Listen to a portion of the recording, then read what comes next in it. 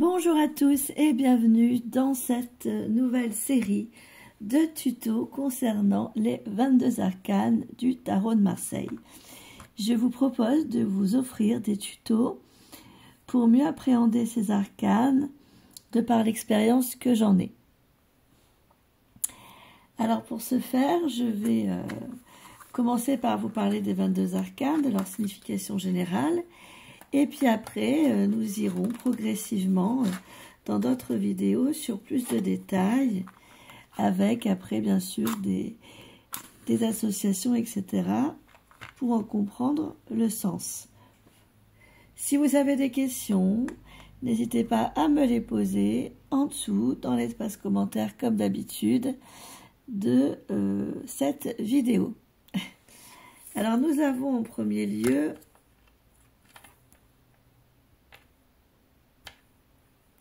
le battleur. Le battleur, aussi appelé le magicien, représente tous les commencements, les nouveaux débuts, tout ce qui arrive vers les entreprises, les auto-entrepreneurs, les artisans, les libéraux, les personnes également qui se servent d'outils pour travailler, les chirurgiens, les garagistes, les gynécologues, les médecins spécialisés dans quelque chose. Nous voyons aussi que le battleur tient dans sa main un bouton qui peut aussi symboliser les ovaires dans certains cas. On voit que c'est un homme qui tient un outil avec son bras gauche et qui regarde à droite. Ça peut être aussi des personnalités qui commencent beaucoup de choses et qui peuvent être aussi sur plusieurs choses en même temps, sur plusieurs projets en même temps. Alors d'expérience, en ce qui concerne les parties du corps, pour moi, après chacun vous dira ce qu'il voudra de l'expérience qu'il a du tarot de Marseille, on va avoir la tête et aussi les ovaires et le système reproducteur, hommes et femmes. Ensuite, nous avons la papesse. La papesse, elle, va nous parler de tout ce qui est dans le secret. Elle peut faire référence à des personnalités secrètes, des personnalités mystérieuses, également aux apprentissages, aux formations. Nous avons un livre ouvert ici. Donc on découvre des choses, on apprend. On les valide. On voit qu'elle est assise, qu'elle prend son temps, qu'elle a de quoi se retourner. On voit également une croix. On peut aussi penser aux personnes qui décident de faire de leur vie une vie dans les ordres religieux, par exemple. Fidélité à Dieu, fidélité à la religion. Et pousser à en faire son métier. Ça peut être un prêtre, un diacre, une bonne sœur, des bonnes sœurs. Au niveau de la santé, la papesse est souvent reliée à la gestation. Gestation d'une maladie, quelque chose de latent, mais aussi aux grossesses, par exemple. Mais aussi aux grossesses. Donc elle va faire référence au niveau du corps humain, à l'utérus. Donc l'utérus, c'est tout ce qui est rattaché. Utérus, vagin, trompe de Fallope, ovaire, et pour les hommes, partie génitale masculine. L'impératrice, cette majestueuse impératrice qui, voilà, à son bras droit a un aigle, un phénix. Le phénix est un symbole, alors l'aigle royal peut nous parler de royauté ou d'ordre dans les rangs, de côté hiérarchique, d'une personne qui est assise dans la société, qui s'est fait sa place. On voit qu'elle est dans l'action, avec le sceptre, mais on voit également qu'elle a accroché un aigle ou un phénix. L'aigle royal représente les personnes d'ambition, et le phénix représente le fameux oiseau de feu, qui renaît toujours de ses cendres. Elle représente donc souvent des personnes qui aiment rebondir à chaque fois qu'elles font quelque chose.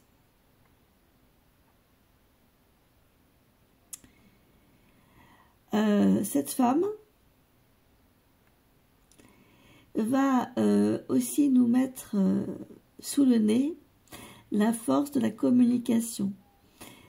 Quand l'impératrice sort, si elle n'est pas mal inspectée, bien sûr, il faut regarder après toutes les cartes environnantes, on va parler d'un contexte communicant, d'échange, de nouvelles. Ça peut être aussi des postes de secrétaire, des postes où on canalise des informations, où on transmet des informations. Voyez-vous ? L'impératrice peut faire référence aussi à la mère de famille. Elle peut faire référence à la mère de famille, effectivement. Au niveau santé biologique, je dirais qu'elle regroupe tous les questionnements d'ordre endocrinien et hormonaux, je dirais.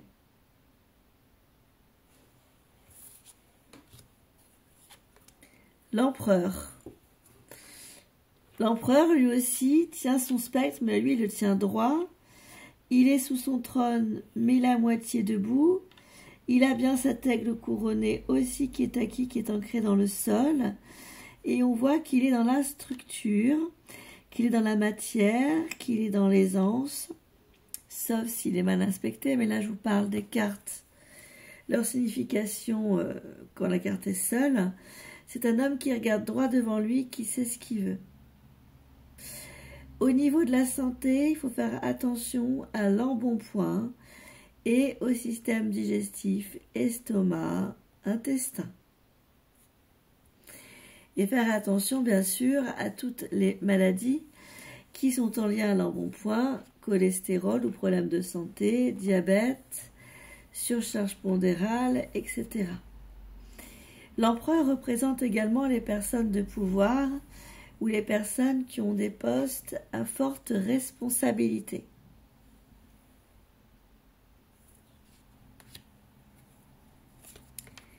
Le pape, aussi appelé dans certains jeux le hiérophante. Le pape, comme on le voit là, est une personne qui harmonise les situations, qui les stabilise, qui vient trouver et remettre de l'ordre là où il n'y en a plus, qui vient proposer des solutions, qui vient aider, c'est un aidant. Le pape va nous parler de toutes les personnes qui viennent en aide à ceux qui sont en difficulté. Le pape peut nous parler d'enseignants, de personnes qui transmettent un savoir, une sagesse par exemple. Il va nous parler d'instituteurs, d'enseignants, de formateurs, de réconciliateurs, de médiation, réconciliation, médiation. En ce qui concerne le corps, là vous voyez un pape qui met ses deux doigts vers son cœur. Donc surveillez le cœur, le côté cardiovasculaire, nous dit-on. Le 6, l'amoureux. L'amoureux, eh bien, représente la notion de choix, de décision à faire. Il y a nécessité, quand cette lame tombe toute seule, de prendre une décision. C'est indispensable, c'est nécessaire. Il y a donc un choix entre deux contextes, entre deux personnes. Et le choix n'est pas forcément toujours évident. L'amoureux va aussi nous parler d'une personnalité complexe, d'une personnalité qui peut procrastiner, c'est-à-dire avoir tendance à remettre tout au lendemain, parce qu'elle n'est pas sûre. Ça peut nous parler d'une personnalité qui a du mal, justement, à prendre des décisions, à se positionner. Ça peut, dans certains cas aussi, nous parler d'adultère. Ça dépend de comment est inspectée la carte avec les autres cartes, si vous en tirez plusieurs. Mais dans cette vidéo, comme je le dis, je vous parle vraiment des significations des cartes une par une. Au niveau du corps, ça va être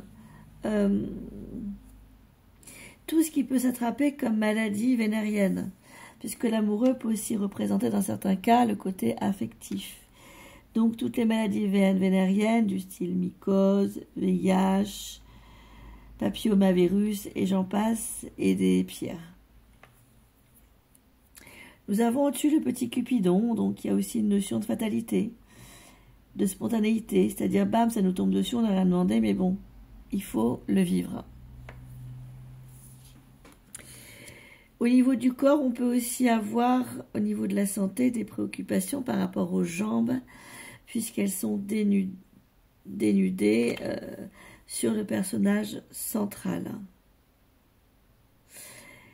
Les jambes, les épaules, tous les endroits où les mains sont posées, épaules, taille, jambes parce qu'elles sont dénudées, et hanches, bassin, intestin. Le chariot. Le chariot va représenter bien les voyages, les déplacements, les mouvements. Le fait de se rendre d'un point à un autre, s'organiser pour un temps de transport. Il représente la dualité qui peut regarder dans le même sens. Là, les deux chevaux regardent dans le même sens que le chariot. Et ça amène un sentiment d'ancrage et de félicité, de réussite. Le chariot, c'est aussi la personne qui prend sa vie en main et qui la prend tellement bien en main qu'elle réussit ce qu'elle entreprend. Le chariot, c'est la réussite. C'est les petits déplacements également, nationaux. La justice. Droite comme la justice, cette carte. Nous avons la balance et l'épée. L'épée représente les décisions, le mental, les réflexions. La balance nous parle de ce qui est juste. La justice va donc représenter l'administratif, mais côté l'administratif, en tout cas tout ce qui est cadré par des procédures, tout ce qui est officiel. Les documents officiels, les décisions juridiques. Elle peut représenter également les personnes qui travaillent sur le plan juridique, les avocats, les avocates, les juges, les magistrats, les juristes par exemple, les assistantes juridiques, mais aussi les palais de justice et pourquoi pas parfois, et pour ça il faut qu'il y ait la maison de vue à côté, l'environnement carcéral.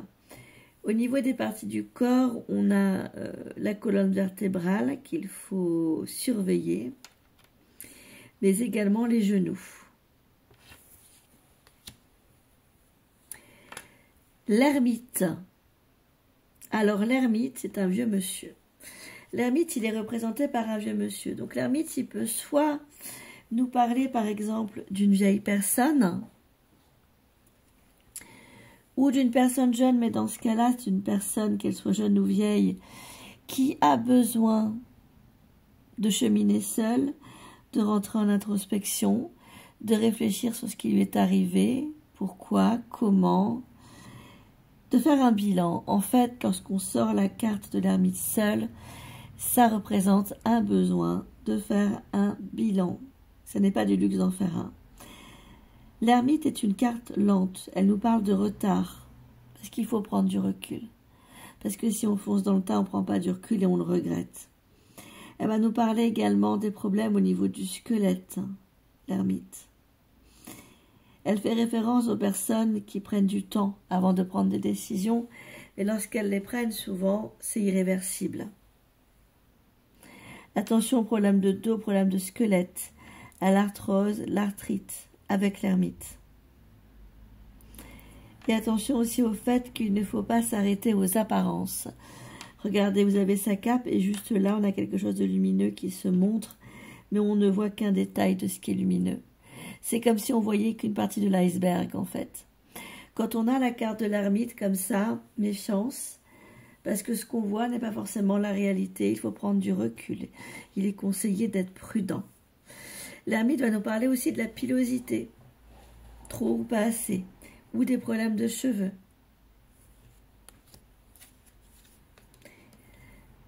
La route fortune.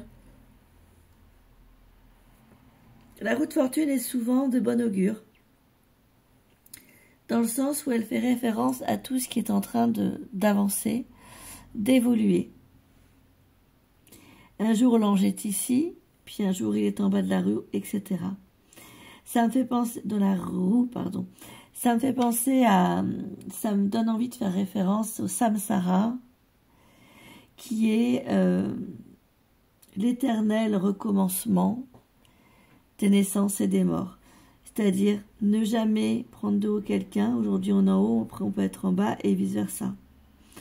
Ça montre aussi l'interdépendance entre nous tous. Et ça montre que pour parvenir au sommet, il n'y a pas besoin d'écraser les autres.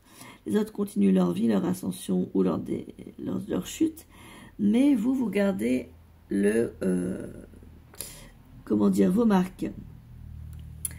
Nous avons l'épée. Donc l'épée, c'est aussi une marque de réflexion, de période de réflexion, mais de bonne réflexion.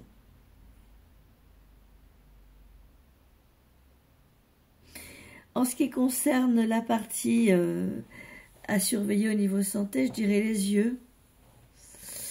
Les yeux. La force. Nous voyons cette femme qui ouvre grand la gueule d'un loup. Donc la force, c'est bien comme son nom l'indique, ce sont toutes les situations qui nous demandent à être forts parce qu'on n'a pas le choix et qui nous grandissent, qui nous blindent, qui viennent nous renforcer. La force peut également parler de sexualité ou d'une personne au tempérament fougueux, peut-être même des fois orgueilleux, qui aime faire les choses par elle-même, mais qui a besoin du regard des autres pour lui dire que c'est ok, que c'est validé, que c'est apprécié. Lorsqu'elle est mal inspectée, la force peut nous parler de violence psychologique et elle fait référence aux parties du corps qui peuvent être marquées par des coups, des bleus. Donc ça va être les réactions du sang par rapport à ce que le corps peut endurer. Des hématomes par exemple. La force nous parle également des dents à surveiller et de la partie ORL parce qu'elle a sa main pas loin de son nez.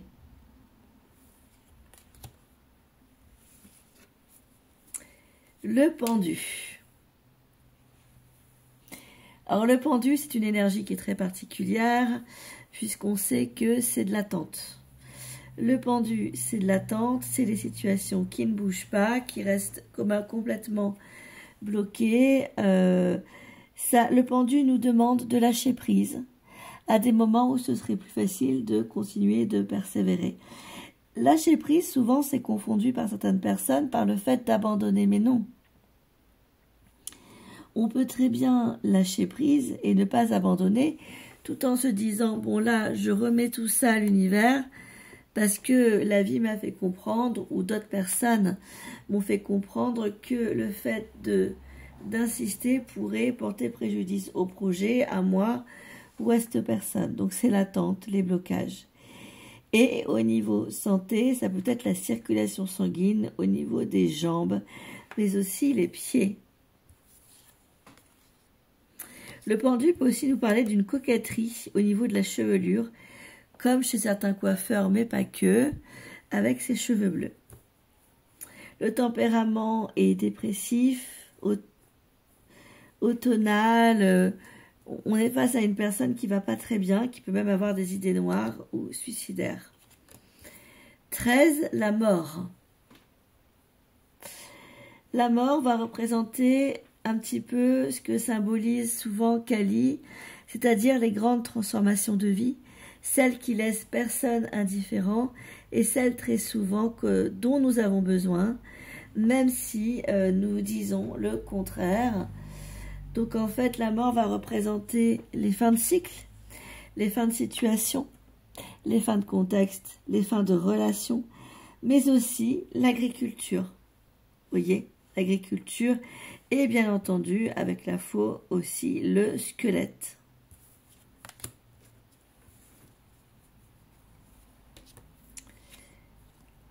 Alors, nous avons ensuite la tempérance. La tempérance transvase d'un vase à l'autre un liquide. On la voit calme, on la voit réfléchie, on la voit avoir envie de faire les choses bien et de se projeter vers un avenir. La tempérance marque les discussions, les échanges tempérés, souples. Elle représente les personnalités souples, communicatives.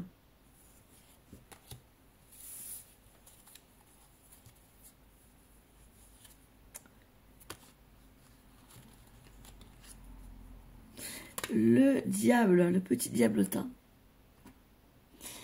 Alors le petit diablotin va représenter tout ce qui concerne les jeux de pouvoir, mais aussi la séduction, la malédiction, la sorcellerie, la magie noire, le sexe, la sexualité. Avec l'empereur à côté, on va parler d'un manipulateur ou même d'un pervers narcissique manipulateur en fonction des cartes environnantes. C'est un petit diablotin qui aime avoir le contrôle sur les gens. D'ailleurs, on le voit, il est debout sur un podium. Et à sa gauche et à sa droite, nous avons deux autres petits diablotins qui semblent avoir les mains derrière le dos et obéir au doigt et à l'œil au diablotin. Quand on a cette lame qui peut aussi nous parler d'ailleurs d'argent et de profit financier. Attention, si vous avez cette lame et que vous n'êtes pas en train de travailler en banque, cela peut peut-être vouloir nous dire tout simplement que vous pourriez avoir des petits soucis financiers. Mais pas que, parce que si elle est bien inspectée, c'est le contraire, ça veut dire aisance matérielle. Elle parle donc aussi à la fois de jeu de pouvoir, de sexualité et d'argent.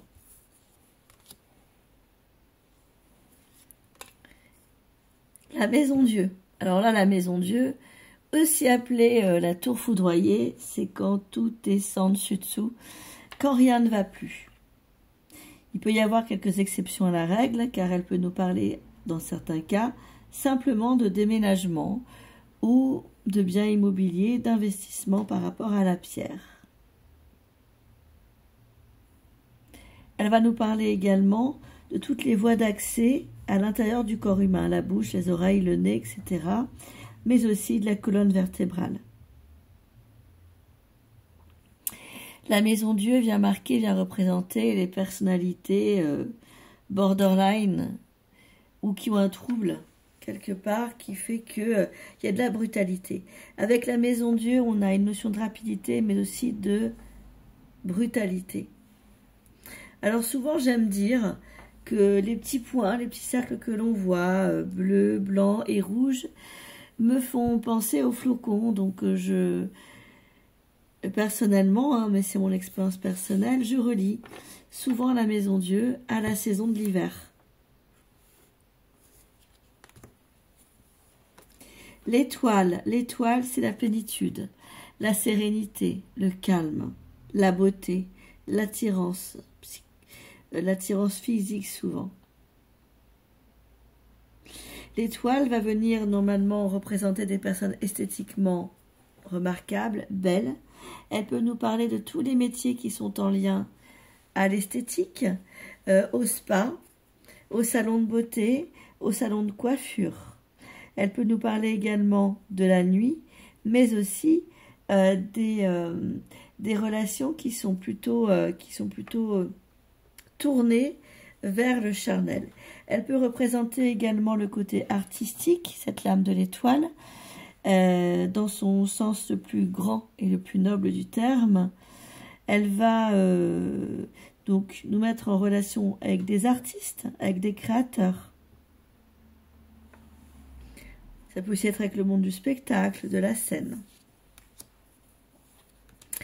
18, la lune. La lune représente la nuit, l'anxiété, le foyer, les grossesses, les gestations, mais aussi les rapports où on n'est pas d'accord et où on le dit, où on se permet de le dire, en fait.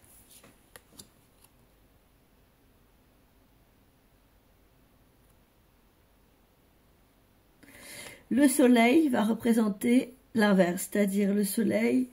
Alors la lune, j'ai oublié de vous le dire, peut représenter bien sûr l'hiver. On y reviendra sur les tempos, sur les timings avec le tarot de Marseille. Donc le soleil, lui, va nous parler de la saison de l'été, mais aussi de chaleur par rapport à un contexte, de bon accueil, de chaleur humaine, aussi d'un couple, quel que soit le domaine concerné, d'un couple, et cette lame seule nous parle de réussite, d'harmonie, de bonheur, de bonne ambiance, de chance retrouvée. 20. Le jugement. Le jugement est une carte de rapidité. Nous allons avoir une réponse par rapport à ce que nous attendons. Ça va trancher. Soit par rapport à une décision de justice ou quelqu'un vis-à-vis duquel ou de laquelle vous souhaitez qu'elle tranche pour se positionner avant que ce soit à vous qu'on demande de vous positionner. Par rapport au contexte de santé, eh bien, je dirais plutôt que c'est... comment vous dire? C'est les oreilles. C'est les oreilles dont il faille faire attention.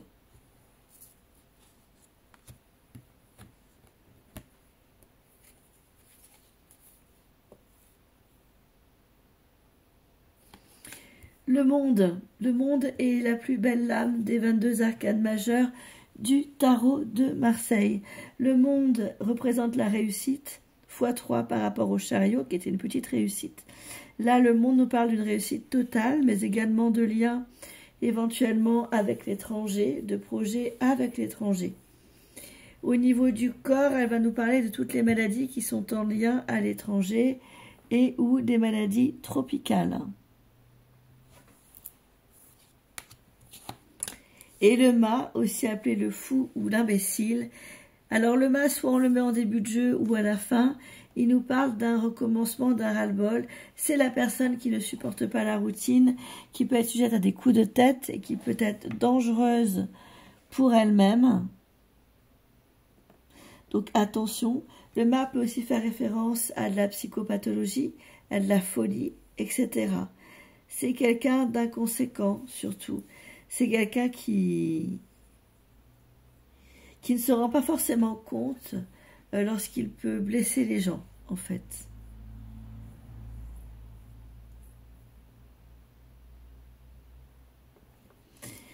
Attention, quand on a le mât, souvent ce sont par exemple, si on tire le mât dans une question d'ordre professionnel, ça va être une situation qui ne durera pas, un CDD, un intérim, ou si on signe pour un CDI et qu'on a le mât qui ressort, ça veut dire que l'un des deux parties va faire en sorte que l'autre ne reste pas et qu'il va y arriver puisque le mât n'a plus qu'à prendre sa besace et à partir. Prenez soin de vous, je vous dis à très vite pour de prochaines vidéos.